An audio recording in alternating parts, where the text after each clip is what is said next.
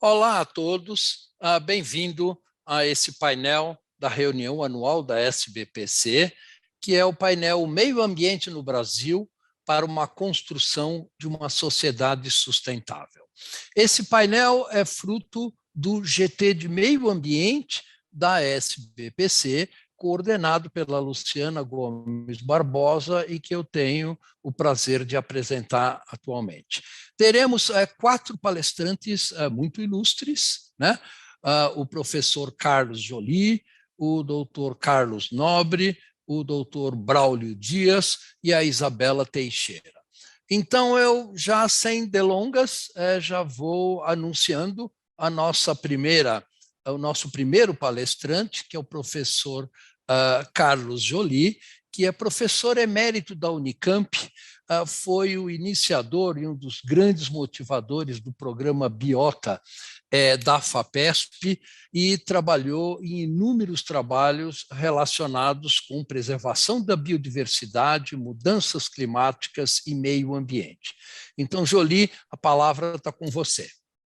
Muito obrigado, Paulo. Boa tarde a todos e a todas. É uma satisfação estar participando de mais esta reunião anual da SBPC. 2022 deveria ser um ano de grandes festejos na área ambiental. Fazem exatamente 150 anos que o primeiro Parque Nacional da Era Moderna foi criado, que é o Parque de Yosemite, nos Estados Unidos.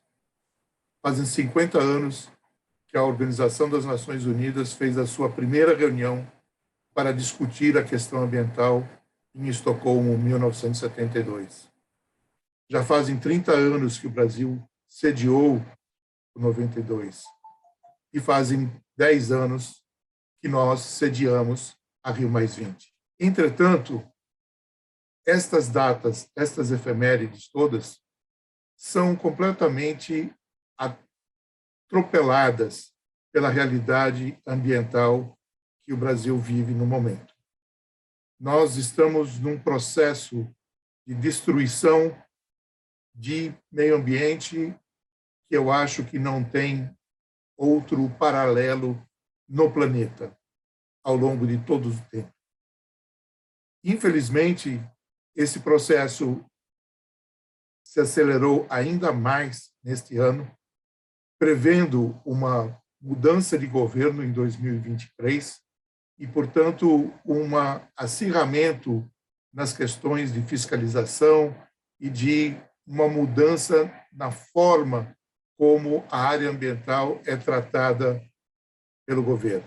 Vocês todos devem se lembrar que, em 92, quando nós tivemos a assinatura das 3 convenções do Rio, a Convenção de Mudança Climática declarou ou definiu o IPCC como o seu painel científico para produzir os relatórios sobre os quais são tomadas as decisões nas conferências das partes. Infelizmente, para a biodiversidade, nós não tínhamos um órgão equivalente ao IPCC e levou praticamente 20 anos para que esse órgão fosse criado. O IPBS, apesar de ser muito recente, produziu importantes relatórios, tanto do ponto de vista metodológico, com questões de valoração da biodiversidade, lançado agora em junho, na 9ª plenária do IPBS, relatórios de modelagem, como relatórios temáticos, enfocando a questão de polinização e produção de alimentos, como relatórios regionais, como o relatório das Américas, e o relatório global, que é o nosso primeiro marco realmente de uma avaliação do estado ambiental no globo como um todo. O Brasil sempre foi muito diferente do ponto de vista da sua legislação nacional e de seu posicionamento internacional. Talvez o protocolo de Nagoya, e Isabela se desdobrou tanto para conseguir a sua aprovação em 2010, mostre bem essa diferença, porque fomos o país que liderou a aprovação desse importantíssimo documento. No entanto, nós não o ratificamos. imediatamente. Nós levamos mais de 10 anos para, de fato, ratificar o Protocolo de Nagoya. Mas, infelizmente, este governo ignorou completamente essa legislação, não só ignorou, como trabalhou ativamente para destruí-la no Congresso, ou através de decreto, ou muitas vezes através de decisões infralegais, resoluções, decretos que modificaram. O que nós precisamos fazer? Nós estamos numa situação terrível em diversas áreas no país. Certamente a área econômica, onde nós jogamos de volta para a linha de pobreza milhões de brasileiros, é a prioridade de todos que pensam num novo governo a partir de janeiro de 2023. Mas a área ambiental, ela precisa estar entre essas prioridades também, porque essa área, ela, na verdade, é um sustentáculo de desenvolvimento para o país. Certamente, me parece que uma das coisas fundamentais é, apesar de eu não ser um defensor deste modelo, mas eu acho que o comando e controle precisa entrar de uma forma muito significativa para que a gente consiga retomar, que o Estado se faça presente de novo nas áreas de vegetação nativa, especialmente na Amazônia, mas em todos os nossos biomas nós estamos tendo crescimento de desmatamento e outros tipos de crimes. Nós precisamos também construir. E esse é o desafio da comunidade científica. Como vamos estabelecer essa construção?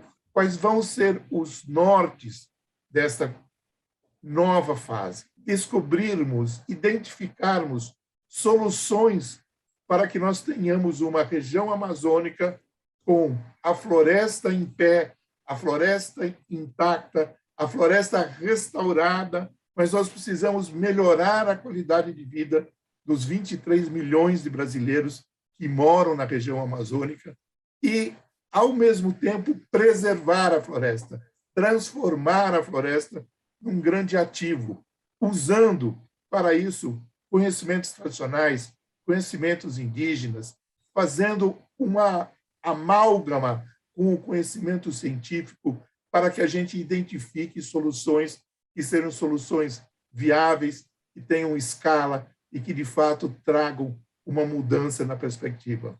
A Amazônia, ela tem um papel fundamental no sistema climático do mundo inteiro. Eu, particularmente, tenho uma preocupação enorme também com a Mata Atlântica. Passei estudando a Mata Atlântica por 40 anos. É uma vegetação absolutamente fantástica. Tem um papel de garantir os recursos hídricos para praticamente 2/3 da população brasileira. É uma região muito fustigada, é uma região muito desmatada. Já temos um conhecimento bastante grande de como fazer a restauração, onde é preferível restaurar, aonde estão as oportunidades para se restaurar, tanto do ponto de vista de estoques de carbono, como do ponto de vista de biodiversidade. E eu acho que esses processos precisam ter um start imediato, precisam ter um começo imediato. Enquanto nós ainda precisamos estudar, entender alguns processos básicos na Amazônia, aqui na Mata Atlântica, eu acho que nós já reunimos o conhecimento científico suficiente para intervenções decisivas no sentido de conservar o pouco que resta da Mata Atlântica intacto. Então, eu acho que essas medidas elas têm que fazer parte de um plano de 100 dias do início de um novo governo. Elas são prioritárias e o meio ambiente precisa ser colocado nessa prioridade. Muito obrigado a todos e a todas.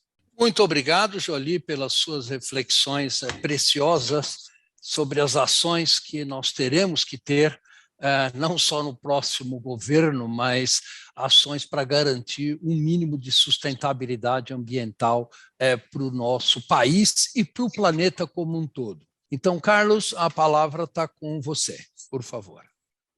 Boa tarde, Paulo. Boa tarde a todos os colegas, Jolie, Braulio, todos os demais participantes, Isabela, que eu quero começar dizendo dos riscos muito grandes que nós temos no clima global se nós não conseguirmos rapidamente reduzir as emissões. No terceiro IPCC se fazia uma previsão, uma projeção de que o gelo do Oceano Ártico ele só iria desaparecer durante o pico do verão no século 22. No século 22. E depois, com o avanço da ciência, do entendimento que estava acontecendo com o gelo no Ártico, da dinâmica, de como as águas estão ficando mais quentes lá no Ártico, etc., esse número foi reduzindo. Agora, nesse último relatório, pode ser que o gelo desapareça no verão até 2050. Pelo menos um verão o gelo vai desaparecer, mesmo com bastante sucesso no atingimento das metas do Acordo de Paris. Essas ondas de calor que nós estamos vendo explodir no mundo inteiro, esses últimos dias, né, em partes da Europa, isso também, lá atrás, no terceiro, mesmo no quarto relatório do IPCC, se dizia que alguma coisa que estaria acontecendo lá pelo meados do século. Nós estamos 30 anos antes de meados do século, essas ondas já estão se tornando bastante comuns. E essa frequência de extremos climáticos, secas, ondas de calor, chuvas intensas, fogo, quebra de safra, ressacas, tudo isso é resultado dos gases de efeito estufa que nós estamos lançando na atmosfera. E qual é o outro risco que eu quero começar a falar? É o risco de nós passarmos do ponto de não retorno de vários sistemas que armazenam centenas de bilhões de toneladas de gases de efeito estufa. Bom, vamos pensar logo nos três principais. Carbono armazenado nas florestas tropicais. Só a Amazônia armazena entre 150 e 200 bilhões de toneladas de carbono, isso a Amazônia já com os 35% da sua área alterada. A floresta da África Equatorial, que armazena um pouco menos, e o Sudeste Asiático, que armazena um pouco menos. Mas quando você soma tudo isso, isso passa de 400 bilhões de toneladas. A atuação sinergística das mudanças climáticas globais, que aumenta a temperatura de tudo, inclusive da floresta, 1,5 graus, 2 graus já aumentou nos últimos 40 anos. Então, nós estamos vendo isso acontecer, não é um cenário de modelo climático para o futuro, é uma coisa que já está acontecendo, a mortalidade de árvores já está aumentando desde do sul do Peru, Bolívia, todo o sul da Amazônia, e vai até o Amapá, a Guiana Francesa. Então, esse é o primeira válvula que escapa. Aí você pergunta, puxa, mas se perder em 30, 50 anos 300 bilhões de toneladas, bom, já não atinge mais o Acordo de Paris para 1,5 graus, né? 50% de probabilidade para atingir 1,5 graus, o limite é 400 bilhões de toneladas de gás carbônico, ou equivalentes. Só a Amazônia perderia mais de 300 bilhões. Então, não atingiríamos, e talvez só com isso, mesmo que milagrosamente conseguisse reduzir as emissões de queima de combustíveis fósseis para net zero até 2050, nós já chegaríamos 2,4, 2,5 graus. Mas isso é só a Amazônia.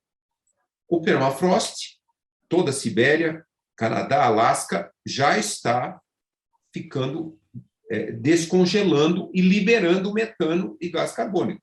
Ainda existe uma certa incerteza quanto se perderá, mas existe o risco, sim, de perder algumas centenas de bilhões de toneladas nessa faixa entre 30 e 50 anos. Quer dizer, a gente chegaria na segunda metade desse século, se acontecer um risco para a Amazônia e para o permafrost, a temperatura já passaria 2,7, 2,8, chegando perto de 3. E aqui eu não estou falando de emissões de desmatamento, emissões de agricultura, estou falando do risco desses reservatórios de carbono. E, por fim, o risco maior, que pode realmente ficar para o final do século XXII, é todo o metano que está armazenado no Oceano Ártico, uma quantidade imensa de metano. Se a água lá aquecer 2, 3 graus, uma boa parte desse metano vai liberar, e aí existe um enorme risco da temperatura do planeta chegar no século XXII com muitos graus, é um planeta praticamente inabitável. Não é só reduzir as emissões, nós temos que garantir que a temperatura não passe de 1,5 graus o mais rápido possível para evitar o risco desses grandes reservatórios de carbono, de metano, eles acabarem chegando na atmosfera, o que tornaria o nosso planeta quase que inabitável no século XXII. Então, esse é um primeiro ponto que eu queria levantar. Agora, falando mais do Brasil, realmente, olha, a gente não tem nada muito que se orgulhar, né? Nós fomos o 4º país que mais emitiu no mundo, 80% das nossas emissões desmatamentos, principalmente historicamente da Mata Atlântica e da Amazônia, do Cerrado, e do Pantanal, e do Pampa, e da Caatinga. Caatinga, 50%, o Pantanal, Cerrado, 50%, Mata Atlântica, 80 e tantos por cento, e Pampa, nessa faixa aí, 50%. Então, nós reduzimos muito os biomas naturais, isso nos colocou em 4º lugar nas emissões globais. Não há realmente, atualmente pelo menos, e com as trajetórias que nós vimos nos últimos anos, nós estamos sendo um grande vilão ambiental, né? Éramos um herói ambiental, protagonista, e agora somos um pária ambiental. Então, é muito importante uma radical mudança governamental nas suas políticas. Se nós não conseguirmos realmente alterar radicalmente as políticas de expansão do agronegócio, da mineração e de outros usos da terra, zonas costeiras, etc., nós vamos continuar não só sendo um grande vilão, mas corremos o risco de ser um dos piores vilões, criando um risco enorme para a segurança ambiental, para combatermos as mudanças climáticas. Então, é muito importante que nós voltemos 10 anos e vamos conseguir realmente o que nós vínhamos numa trajetória muito boa 10 anos atrás. Então, nós realmente temos esse enorme desafio, e só queria, então, só falar algumas das conclusões do painel científico para a Amazônia. Quatro conclusões principais. A primeira é que, de fato, o sul da Amazônia está tão próximo desse ponto de não retorno que é essencial uma moratória no desmatamento, na degradação, no uso do fogo em todo o sul da Amazônia, desde o Atlântico até, pelo menos, a Bolívia, e isso tem que ter uma moratória e não pode, de fato, ter nenhum risco maior do que nós já vivemos. Zerar o desmatamento em toda a Amazônia até 2030. Cerca de 130 países assinaram aquele acordo, só a Venezuela não assinou, os países amazônicos, mas nós não estamos vendo, né, os primeiros 6 meses de dados, seja na Amazônia brasileira, boliviana, equatoriana, peruana, colombiana, o desmatamento vai aumentando. A terceira recomendação do painel são as políticas e as práticas de restauração florestal. Logicamente, é importante para salvar a floresta, talvez conseguir impedir, já há dúvidas na comunidade científica se nós vamos conseguir impedir o ponto de não retorno, mas eu, pessoalmente, acho que ainda é possível, se a gente conseguir restaurar a floresta ali no sul da Amazônia, a floresta vai reciclar mais água e ela vai combater esses eventos climáticos extremos. Então, essa é a terceira recomendação do painel. E a quarta e última, que é também um enorme desafio, e aí a comunidade científica e o setor inovador empresarial tem esse desafio, que é a criação de uma nova bioeconomia de floresta em pé, rios fluindo. Então, esse é um grande desafio que nós, coletivamente, temos que trazer a comunidade científica para vencer esse desafio. O professor Joly já falou como se avançou na Mata Atlântica com vários dos projetos, inclusive o famoso projeto Biota FAPESP, liderado por ele há muito tempo, é como realmente criar os mecanismos para essa nova economia. Os estudos que existem mostram que essa bioeconomia tem um potencial muito, muito maior do que pecuária, soja, mineração, e tem o potencial de beneficiar todas as populações amazônicas, tanto rurais, mas também urbanas, com a industrialização. Então, essa é a ideia, uma industrialização dos produtos da floresta, principalmente sistemas agroflorestais, que seriam sistemas muito importantes para a restauração desse 1 milhão de quilômetros quadrados do grande projeto Arco da restauração florestal para a Amazônia. Então, esse é um grande potencial que tem também o potencial de melhorar muito a qualidade de vida das populações amazônicas. E o grande desafio é também, o professor Joly já mencionou isso, como combinar os conhecimentos tradicionais dos povos indígenas, das comunidades locais, quilombolas, ribeirinhos, com os conhecimentos da ciência, com inovações tecnológicas. Nós temos que vencer.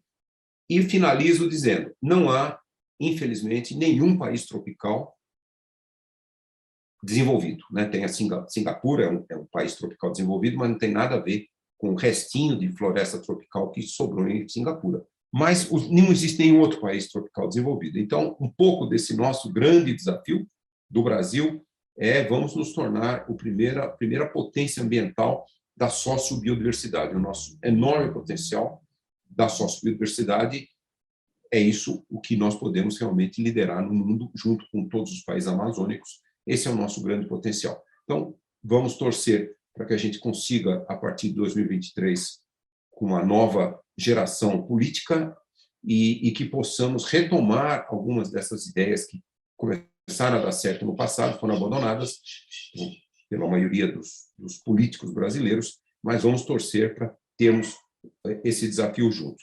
E junto com esse desafio, eu finalizo com mais 2 questões que nós estamos também desenvolvendo e que vale a pena também a SBPC se debruçar sobre elas. Uma lá atrás, a gente começou um projeto, no tempo que eu trabalhei no Ministério da Educação, na CAPES, nós começamos um projeto que era para construir a primeira universidade indígena no Brasil. Então, vários países têm universidades indígenas, o Brasil não tem nenhuma. E temos mais de 300 grupos indígenas em todo o Brasil, e o Brasil não tem nenhuma universidade. Então, realmente uma universidade que traga os conhecimentos dos povos indígenas, que valorize. Então, isso é um desafio. E, por fim, um enorme desafio que nós lançamos 1 semana e meia atrás, na USP, Instituto de Estudos Avançados, e era muito importante que a SBPC também entrasse e ajudasse, junto com a Academia Brasileira de Ciências, até a liderar esse desafio, que é a construção do que nós chamamos de Instituto de Tecnologia da Amazônia, junto com o professor Adalberto Val, ex-diretor do INPA, e várias outras pessoas. Lá no Instituto de Estudos Avançados da USP, nós produzimos um pré-estudo de viabilidade de construir um ITA, um MIT da Amazônia, em parceria com o MIT, que é exatamente isso, é construir uma base de criar, desenvolver esses novos conhecimentos que são muito importantes para essa bioeconomia de floresta em pé e rios fluindo, e vamos torcer também que uma mudança governamental nós possamos, de fato, criar um Instituto de Tecnologia da Amazônia que vai fornecer todos os elementos de conhecimento, a capacitação de jovens, graduação, pós-graduação, de cientistas, para esse novo modelo para nós salvarmos a Amazônia. Muitíssimo obrigado. Paulo, volto a palavra a você. Então, agora eu gostaria de passar a palavra para o professor Braulio Dias. Obrigado, Paulo. Boa tarde a todos. Carlos Nobre, Carlos Joly, Isabela Teixeira e nossos ouvintes. Agradeço o convite da SBPC de participar desse painel. Então, eu concordo com tudo que os 2 Carlos já falaram. E, além do Brasil ser o 4º maior emissor de gases de efeito estufa, né, nem sempre as estatísticas reconhecem isso, porque, frequentemente, a gente vê dados só levando em consideração emissão de gases de efeito estufa por queima de combustíveis fósseis, né? Mas quando se considera todas as fontes, incluindo o uso da terra, desmatamento e queimadas, o Brasil aparece em quarto lugar histórico. Então, uma grande ruptura e colapso, então, na floresta amazônica, né? Além de perdas da biodiversidade, né? Que virão com isso, e o Nobre e o Tom Lovejoy, que perdemos no final do ano passado, destacam que, com a redução, com esse colapso, não haveria condições de manutenção de floresta úmida em boa parte da Amazônia. No ano passado, o governo federal declarou crise hídrica, porque nunca os reservatórios de hidrelétricas da região sudeste e centro-oeste estiveram em níveis tão baixos, né? Então, são cenários muito preocupantes. O Nobre chamou atenção para os efeitos sinérgicos entre os processos de mudança climática e de mudança do uso da terra, né? Então, infelizmente, esses dois processos se alinham para intensificar a gravidade dos problemas ambientais e climáticos, né? Então, esse é um cenário muito ruim, né? Então, a gente precisa de soluções, tanto para clima quanto biodiversidade, que ajudem as duas agendas. Então, esse é um problema central. Eu gostaria de começar também destacando que nós estamos numa situação muito difícil. O próximo governo vai herdar um país destruído em educação, em ciência, em saúde e em meio ambiente, né? E os impactos dessa destruição, dessas políticas, investimentos e a destruição e degradação de instituições e da legislação vai nos impactar ainda por muito tempo, infelizmente, né? Então, uma das questões que eu queria chamar a atenção aqui é para a radicalização política que o Brasil vem experimentando nos últimos anos, né? Em particular, a partir de 2014, eu acho. E isso reduziu as oportunidades de diálogos construtivos entre diferentes grupos de interesse aqui no Brasil. Então, se quisermos avançar na agenda ambiental e climática brasileira, nós vamos ter que encontrar formas de reconstruir esse diálogo, né? Porque senão será muito difícil. O Brasil não tem instrumentos formais de promover diálogos entre políticas setoriais, por exemplo. Hoje, as condições estão muito ruins. O Gerd Sparovec, da USP-Exalc, publicou um trabalho em 2016, a partir de uma enquete que ele fez a lideranças de diferentes grupos de interesse no Brasil, para mapear os temas de interesse do setor agrícola e do setor ambiental no Brasil. E ele identificou claramente que os pontos de interesse comum, de convergência, são minoritários, infelizmente, nos dias de hoje. Embora, tecnicamente, teoricamente, os temas principais da agricultura e do meio ambiente são potencialmente de interesse comum e convergentes, né? A agricultura, não é possível fazer agricultura sem recursos genéticos, sem recursos hídricos, sem fertilidade no solo, sem polinização, sem controle de pragas e doenças, sem reciclagem de nutrientes no solo, etc. E isso é biodiversidade. Então, se a gente continuar perdendo biodiversidade, a agricultura será cada vez mais inviável, né? Então, teoricamente, o Brasil teria condições de ser um grande campeão mundial de produção de alimentos e fibras e ser um grande campeão de conservação e uso sustentável da biodiversidade. O problema é que o Brasil é um país com grande tradição de corrupção e onde políticos e lideranças econômicas dão-se ao luxo de descumprir a lei, né? Essa é a verdade, né? E por isso nós estamos vendo tantos problemas. O Carlos Nobre mencionou o potencial da bioeconomia, acho que o Joly também mencionou, mas eu lembraria que bioeconomia precisa de investimentos em ciência e tecnologia.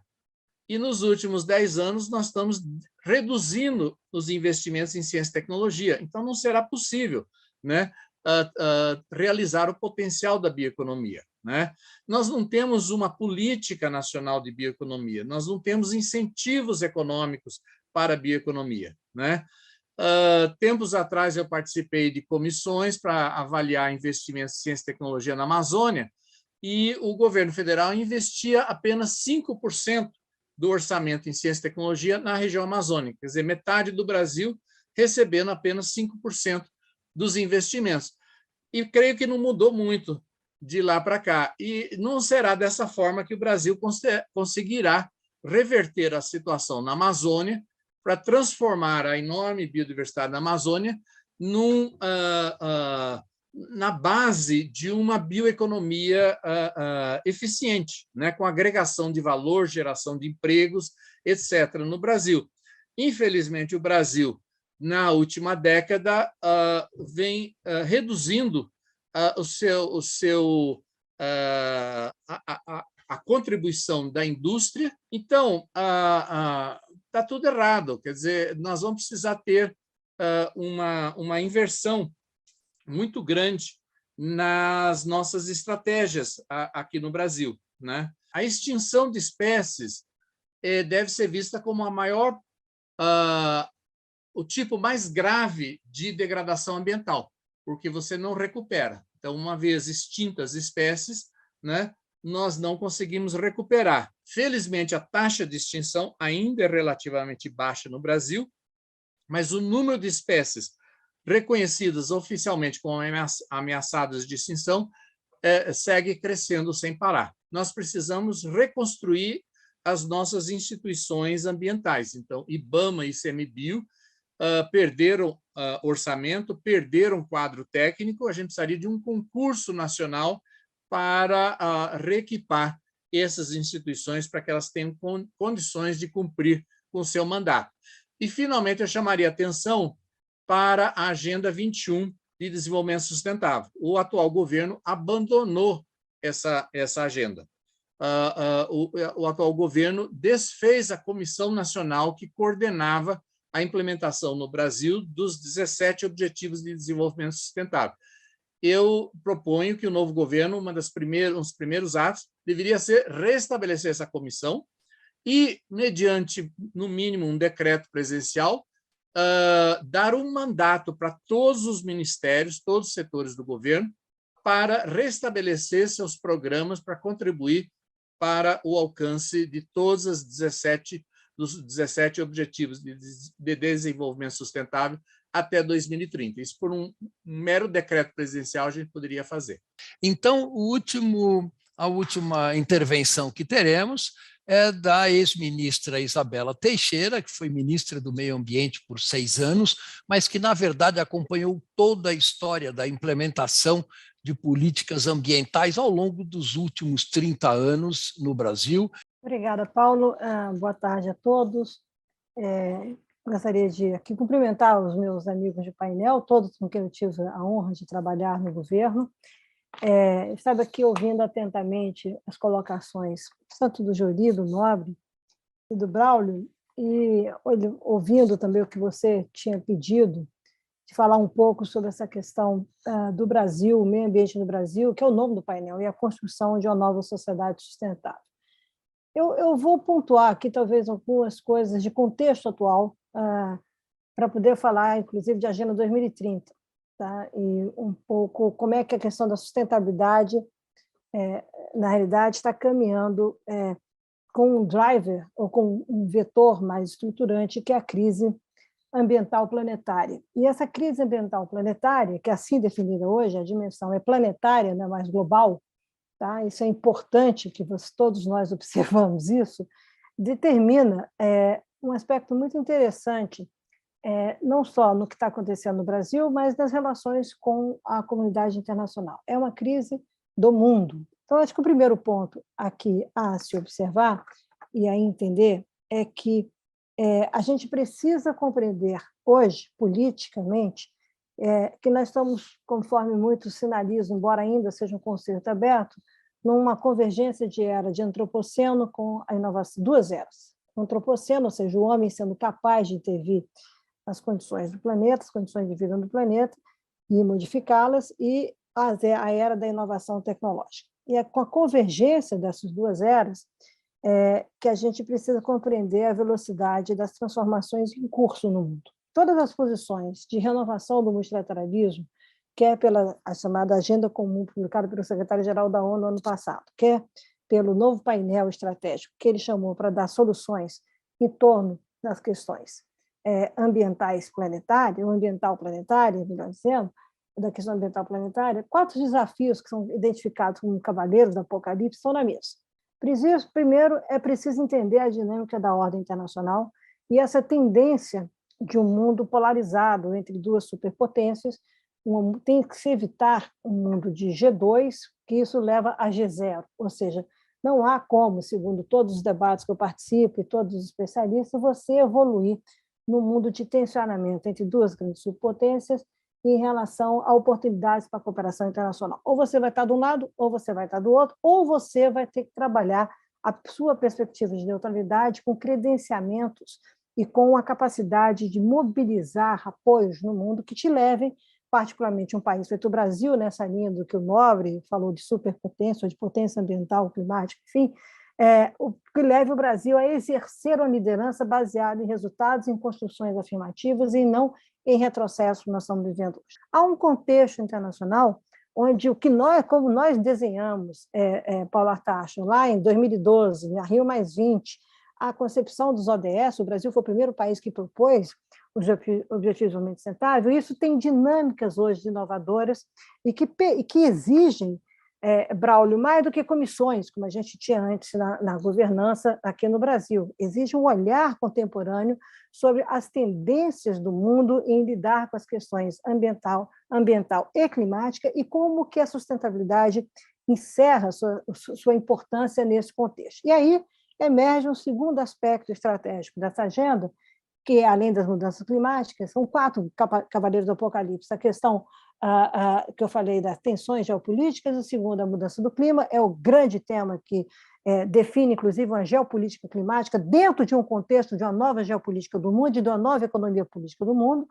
A questão das desigualdades e, portanto, uma globalização assimétrica, como está colocado, e, por fim, essa questão das tecnologias, da infodemia, das tecnologias digitais, que é uma das grandes preocupações do mundo. Esses 4 pilares são os 4 cavaleiros do Apocalipse, assim, chamados por muitos especialistas, e pela própria Nações Unidas, estariam balizando, ou estariam, na realidade, sinalizando novos caminhos de como que a sustentabilidade vai ser recepcionada e, obviamente, trabalhando com os chamados desafios econômicos e financeiros, as novas economias, enfim, os novos fluxos de investimento, as novas moedas, ou seja, e as novas métricas de desenvolvimento, tentando deixar para trás, de fato, a questão da mensuração de desenvolvimento, de crescimento econômico pelo tradicional PIB. Então, nessa perspectiva, uma coisa muito interessante que se pergunta e que tem que ser ainda somada a esse contexto internacional, a importância da democracia. Esse é um debate super relevante, essa agenda, quando o Joly faz referência que ela começou nos anos 72, lá em Estocolmo, 50, e nós discutimos hoje Estocolmo mais 50, como foi agora em maio, lá em Estocolmo. Quando, em 1992, nós fizemos a Rio 92, era uma trajetória de redemocratização da América Latina, de vários países do mundo. Hoje o mundo tem cerca de 89, 90 países democráticos, tá? E há uma discussão muito profunda hoje nos meios da ciência política de como é que a dinâmica da democracia, essas várias inovadoras dinâmicas, poderiam acelerar ou dar conta de uma maneira legítima, na perspectiva da sociedade, de soluções em relação à crise ambiental climática e, portanto, esses novos caminhos que todos os meus amigos aqui sugeriram, desde um arco de restauração florestal, que é uma visão em vez do arco de desmatamento, e até a discussão, por exemplo, da bioeconomia, ou daquilo que eu falo, floresta em pé, Brasil de pé. E aí nós entramos num aspecto extremamente interessante, do ponto de vista tanto internacional quanto nacional, que é o como vamos andar. Então, o mundo precisa reconhecer seus erros, e nós estamos vivendo hoje aí um retrocesso de curtíssimo prazo, vamos chamar. Nós temos que entender o que é conter retrocessos sobre os comportamentos legais e ilegais, atividades econômicas, como a questão da pecuária, com baixíssima produtividade na Amazônia, a pecuária é legal, não estou falando aqui da ilegal, e você colocar isso no futuro de uma maneira, ou você vai deixar para trás, ou você vai banir, como é o caso do desmatamento, que tem que ser banido, tá? Mas, por outro lado, quais são as estratégias de você estar no futuro que não nos leve a uma projeção linear do passado? Isso não existe mais. Isso está saindo da agenda. Então, nós teremos vencedores, os novos competidores, as novas maneiras, a economia da floresta em pé e aquelas economias que podem se transformar, ou que serão objeto de transformação, e teremos os perdedores, esses sim, os grandes tensionadores de um curto prazo que impedem, limitam a chamada política da transição e versus a política de transformação. Esse é um contexto internacional de grande tensão e que também está presente no Brasil quando você vê, no meu entendimento, essa falsa e equivocada polarização, como o Braulio sinalizou, entre agricultura e meio ambiente. Quer dizer, é impossível você achar que você vai produzir alimentos se você não tiver um ambiente saudável.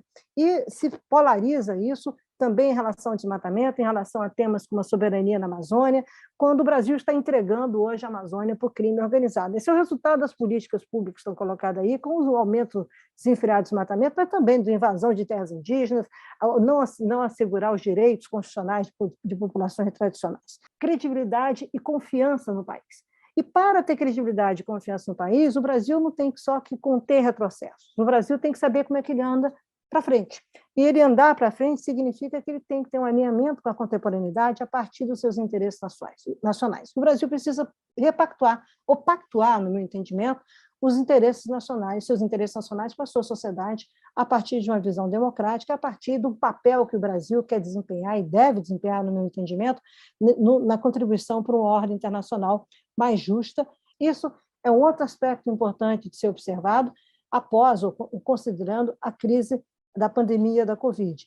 Pela primeira vez, pelo menos na minha geração, se lida com uma sociedade que globalmente ficou exposta ao mesmo ameaça, ao mesmo risco por causa de um vírus. Ninguém podia sair de casa, as fronteiras fecharam, você não tinha mobilidade, todo mundo sob pânico esperando uma solução da ciência. Esse aspecto de vulnerabilidade e risco vai estar cada vez mais presente, esse sentimento de vulnerabilidade e risco, naquilo que o Nobre falou dos cenários climáticos, e, portanto, eu acho que um ativo do Brasil seria não só recuperar, etc., mas ter uma visão de qual é a contribuição do país ao ter uma Amazônia protegida para uma maior segurança climática no planeta. Ou seja, os interesses nacionais são convergentes com uma visão de um mundo mais justo, de um mundo mais seguro. Isso significa dizer que a gente tem que entender como é que essa transformação civilizatória acontecerá até 2030, que se nós teremos condições de evoluir nisso ou não, o que significa dizer, na minha opinião, que, no fundo, essa crise ambiental climática, além de ser real, ela é responsável por todas as realidades que, na realidade, vão modelar as nossas relações nesse século. Ela já é, tá, uma trajetória inegável de responsabilidade política, econômica, científica. Isso quer dizer uma coisa extremamente interessante também, o papel político da ciência. A ciência muda de patamar. Ela, tudo que eu tenho visto, que eu tenho participado, eu mesmo co-presido o painel científico da ONU e estou vendo o debate, como é que a ciência, o seu conhecimento científico associado ao conhecimento tradicional das populações tradicionais, isso virá como um ativo político estratégico no chamado alinhamento contemporâneo do século XXI. Ou seja, não dá para fazer as coisas mais em silos, em classes. Nós teremos que ter sistemas de governança, nós teremos que entender a importância de investir em ciência e não tirar dinheiro da ciência, a importância de ter instituições científicas robustas no país, no Brasil, que tem excelências em várias áreas de ciência, com reconhecimento internacional, e saber que isso não é só uma transformação da nossa vida como brasileiros, mas é também uma grande contribuição para um mundo mais justo, um mundo mais inclusivo, um mundo com maior capacidade de lidar, ou de maior resiliência de lidar com essa transformação ambiental climática. Se o Brasil se alinha com um governo mais progressista, uma opção de governo mais progressista em 2023, eu quero chamar a atenção dos senhores que nós temos uma grande oportunidade, sim, de trabalhar uma proposta 2023-2024 em torno de mostrar o que o Brasil quer dessa agenda. E, em 2024, o Brasil vai estar liderando, vai ter a presença do G20.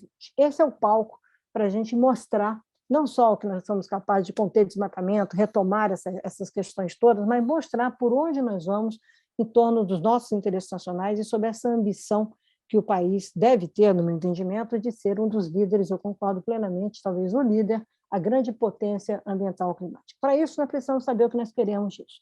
E não vamos conseguir fazê-lo sem ter uma ciência alinhada, não só do ponto de vista de investimento, da necessidade de reestruturação, como muitos colocaram aqui, mas do papel político da ciência. Qual é o novo papel político do cientista ou da ciência brasileira nessa nova equação global? Tem que ambicionar isso. E aí, eu gostaria de sugerir que a SBPC, em 2024, fizesse uma grande conferência no Brasil, chamando o mundo para discutir a ciência e esse mundo contemporâneo, as soluções que vêm de um país que, na realidade, deverá ser, no meu entendimento, um grande provedor de conhecimento científico, um grande provedor de soluções para a sociedade contemporânea, a partir disso que foi tão bem dito aqui, todos os meus colegas, da proteção da natureza, mas mais do que isso, de um reconhecimento das relações, de novas relações do homem com a natureza. O Brasil deveria aproveitar essa oportunidade de um mundo que ainda oscila em função de variáveis intangíveis, como a questão da guerra e a questão da disputa de superpotências, e ter uma estratégia, assim, em torno dos seus interesses nacionais, tendo essa agenda da relação do homem com a natureza, e tendo a ciência como um dos blocos estruturantes, como um grande carro-chefe do Brasil estar de volta ao mundo e como um grande carro-chefe de valoração e de valorização da nossa democracia. Acho que é por aí. Eu acho que a gente tem que ter uma discussão muito séria nesse país sobre uma repactuação do Sistema Nacional do Meio Ambiente, da gestão ambiental pública nesse país, com a ciência. A ciência sempre foi um grande aliado da área ambiental. A área ambiental no Brasil se estruturou com ciência, cooperação internacional e participação social. Dá para a gente conversar essa prosa de um outro jeito, baseado no século XXI. Século XX é ótimo para a gente referenciar, mas puxem o retrovisor, virem para o contrário, olhem para o futuro, tragam o futuro para o presente e vamos contar novas histórias sobre o futuro, como eu gosto de falar, a partir de uma nova relação dessa agenda com a ciência brasileira. Está aí uma oportunidade ótima da própria SBPC e da Academia Brasileira de Ciência liderarem novos caminhos de interlocução política no Brasil. Muito obrigada, de volta para você, Paulo. Muito obrigado, Isabela, por essa fala tão comprehensive, como a gente diz, e certamente abre um monte de tópicos para a gente discutir ao longo do debate, que nós ainda temos pouco tempo, relativamente, meia hora, mas eu fiz uma pequena seleção aqui de algumas questões importantes. A primeira pergunta que eu gostaria de dirigir ao Joly: como aplicar essa necessidade de planejar a restauração ao cerrado? Então, foi dito que a Amazônia e Mata Atlântica têm uma literatura científica significante e, infelizmente, a do cerrado ainda é incipiente. Eu adicionaria nessa pergunta a questão: como é que você vê a questão da restauração florestal, tanto no Cerrado, como também na Amazônia e na Mata Atlântica, e como o Brasil pode cumprir o seu compromisso de restaurar 12 milhões de hectares de florestas até 2035. É uma satisfação participar de uma mesa com muitos colegas. A gente está sempre aprendendo e, particularmente em relação à restauração, o que eu comentei é que a gente avançou já bastante em termos de Mata Atlântica, ainda não o suficiente em relação à Amazônia, e certamente, como o ouvinte perguntou, no Cerrado nós ainda estamos realmente ainda devendo. Nós temos bons grupos de pesquisa, Embrapa Cerrado, um grupo de pesquisa, José Carlos, e nós temos um Ribeiro, e o grupo de pesquisa da Giselda Duran, no Instituto de Pesquisa Ambiental de São Paulo. É muito mais complexo, eu não vou ter tempo aqui para explicar, mas o fato de você ter um desenvolvimento do sistema radicular muito maior do que a parte aérea, muito maior, algumas dezenas de vezes maior do que a parte aérea, torna a restauração do cerrado bastante mais complicada. e por isso que nós ainda estamos numa fase experimental. Avançamos, já sabemos algumas coisas, mas ainda precisamos de muito mais conhecimento nessa base. Como o Braulio chamou bem a atenção, quando a gente está falando de restauração, pelo menos quando eu estou mencionando restauração, eu estou pensando numa restauração ecológica, uma restauração de floresta onde havia floresta e de cerrado onde havia cerrado, e mais complicado ainda seria uma restauração nos pampas, onde a gente tem problemas praticamente insolutos para fazer uma restauração da vegetação nativa. Mas, sem dúvida, esse é um dos grandes ganhos que o Brasil pode ter. O fato de nós termos colocado um compromisso em cima da restauração para mitigarmos a emissão de CO2, em vez de reduzirmos a nossa indústria, dos nossos meios de transporte, nesta fase, pelo menos o Brasil poderia, de fato, cumprir as suas metas sem ter grandes constrangimentos econômicos.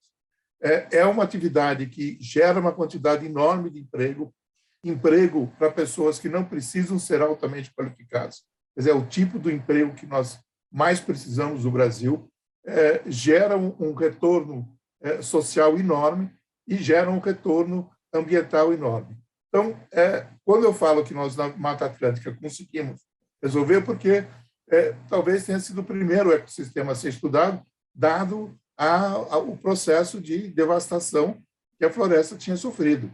Então, nós hoje sabemos as diferentes fisionomias de Mata Atlântica, o que plantar, quando plantar, em que sucessão plantar, enfim, há modelos bem definidos e testados. Agora, para a Amazônia, nós estamos na fase de estabelecermos os modelos, e é necessário avançarmos com isso rapidamente, porque, como o Carlos Nobre disse, nós precisamos restaurar a floresta.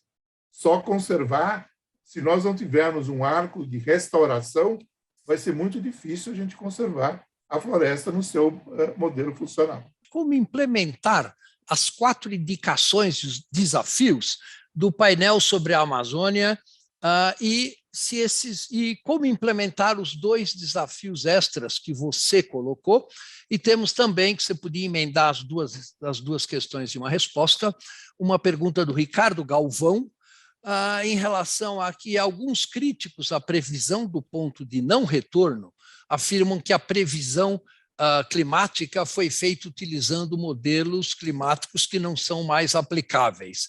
Se você poderia esclarecer este ponto. Existem inúmeros estudos feitos com modelos climáticos. Eu, de fato, fui o primeiro cientista, isso tem 32 anos atrás, com um modelo avançado na época, 1989, 90, e fiz o primeiro cenário. Se tivesse desmatamento, haveria esse risco da floresta não voltar em todo o sul da Amazônia. Mas essa ciência avançou demais, com inúmeros sistemas de modelos em todo o mundo.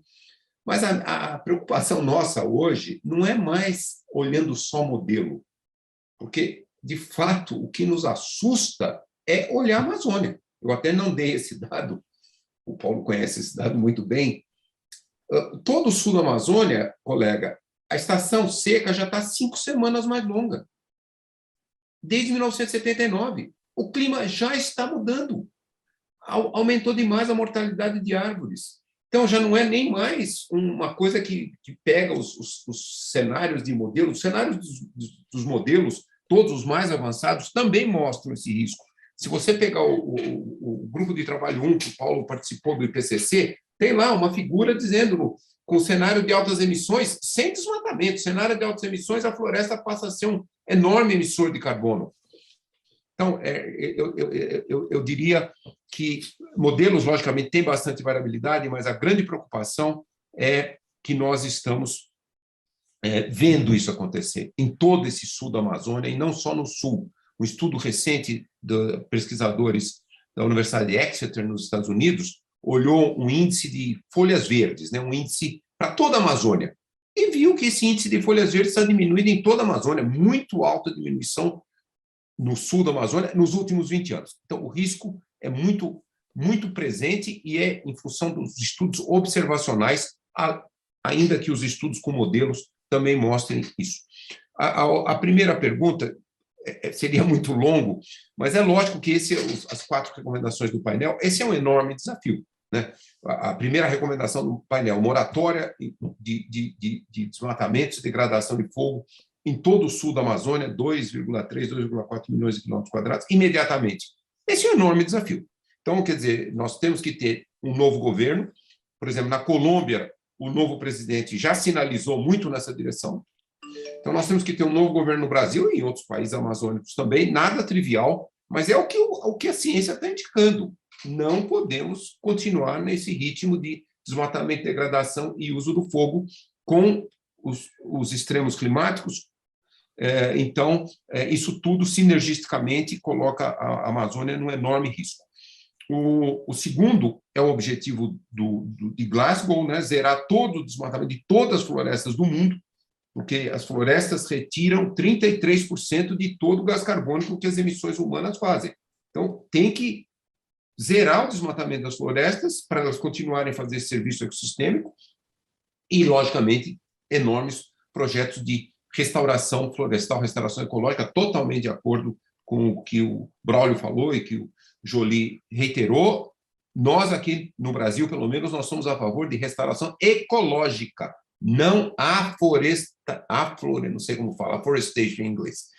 Quem é o país que está fazendo afforestation, né, Joly e Braulio? É a China. A China quer plantar árvores até nos desertos. Não é o caso do Brasil. No afforestation. Restauração ecológica.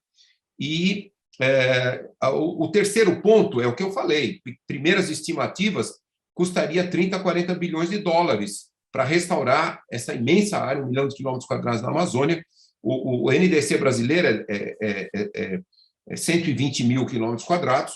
Então, é isso, é um enorme desafio. Agora, isso perto do que a Rússia está gastando lá para invadir a Ucrânia, destruir a Ucrânia, o que os Estados Unidos estão pondo e todos os países estão para ajudar a Ucrânia, é uma fraçãozinha, uns pontinhos percentuais. Então, a gente tem que realmente mudar um pouco a trajetória do mundo, né? Gastar muito menos em militares, em armas e salvar todo o planeta das mudanças climáticas.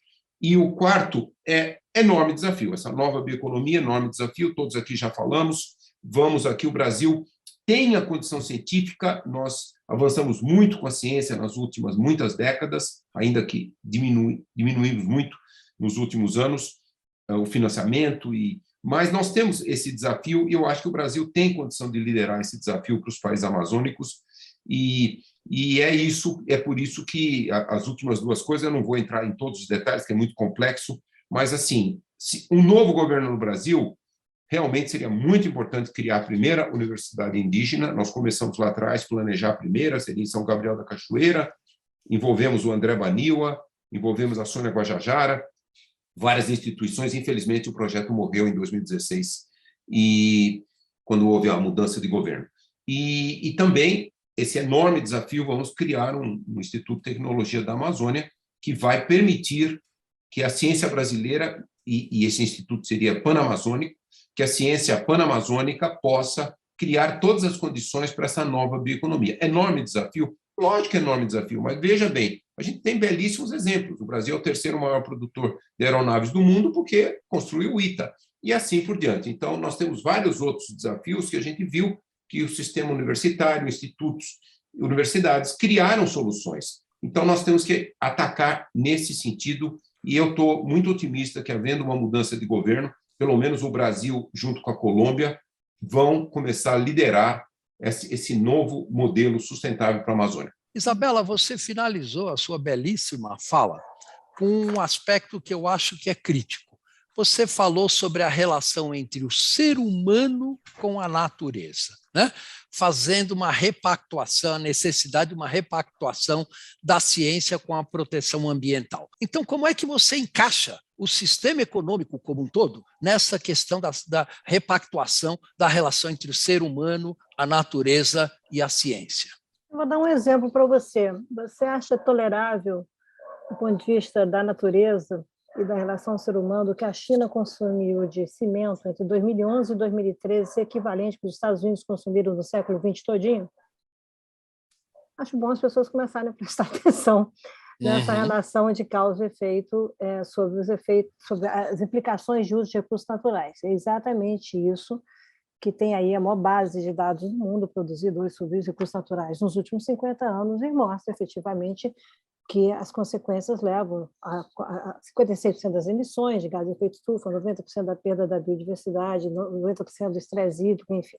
Esse é um lado da questão real, né, concreta. As pessoas conseguem entender claramente que ela pode ter opções no curto prazo, se ela entender melhor como é que esse uso de recursos naturais acontece pelas suas escolhas. Daí, um dos aspectos estratégicos dentro do conjunto de ODS, o ODS 17, de produção e consumo sustentáveis, que lida exatamente com essa relação das chamadas cadeias produtoras ou cadeias de valores, como a gente chama, e a apropriação de recursos naturais para promover, por exemplo, todo o desenvolvimento da indústria têxtil no mundo.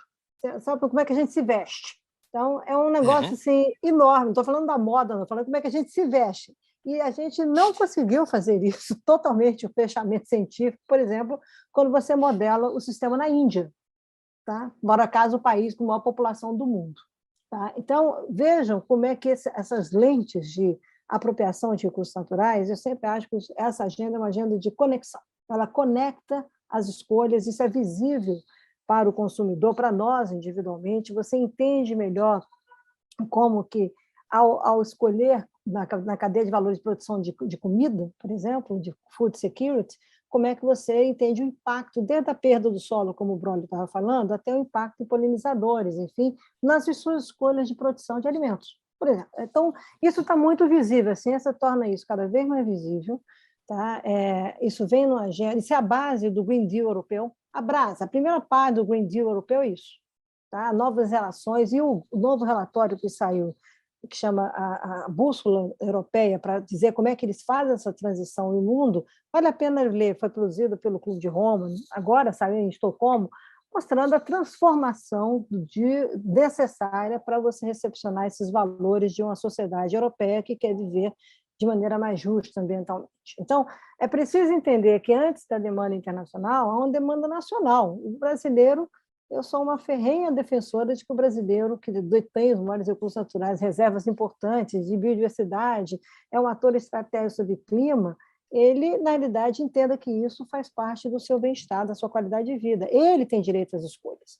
Né? E o que acontece hoje no país é exatamente o oposto. Não é só pelo atual governo, não. Acho que tem uma baixa transparência em relação aos processos produtivos no Brasil, informações essenciais. E, por outro lado, eu acho, por exemplo, você tem caminhos importantes. Se você é vegano, vegetariano, isso é da escolha de cada um, mas se você resolve comer carne, por que você tem que comer carne vindo do desmatamento? Eu queria explicar por que o brasileiro que consome a carne, 75% da carne produzida no Brasil, fica no Brasil, por que tem que ser o desmatamento e por que a minha caipirinha não pode ser de baixo carbono? São perguntas como essa, já que isso tem a ver com o bem-estar, das escolhas de eu comer castanha, de como é que eu como açaí, que as pessoas devem entender como é que essa relação com a natureza acontece. Não está pronto. Tá? E essa transformação que o Nobre fala aqui, que o Joly, que o Braulio fala, todos nós falamos, é uma transformação que nos coloca na centralidade do entendimento. Nós somos o ator dessa transformação, nós individualmente. Essa relação homem-natureza é uma relação das nossas escolhas, e nós temos uma prerrogativa profunda de procurar ignorar. Esse é um lado da questão. O outro lado da questão é, sim, um processo político nas relações políticas, os atores políticos desses setores econômicos que são intensivos em processos disruptivos de uso do recurso natural, como é o caso da agricultura. Tá? Então, você tem, sim, essa relação política, meio ambiente e agricultura. É verdade, tem até um ótimo trabalho publicado pelo antropólogo, aí, Braulio, já que a turma física, biólogo não conhece, mas pelo antropólogo, pelo Caio Pompeia, que mostra as várias clivagens da agricultura brasileira em relação ao meio ambiente, em relação às populações indígenas e aos assentamentos. Então, em relação à agenda social. Olha, e é incrível, você consegue explicar, do negacionista climático àqueles que topam o desmatamento zero.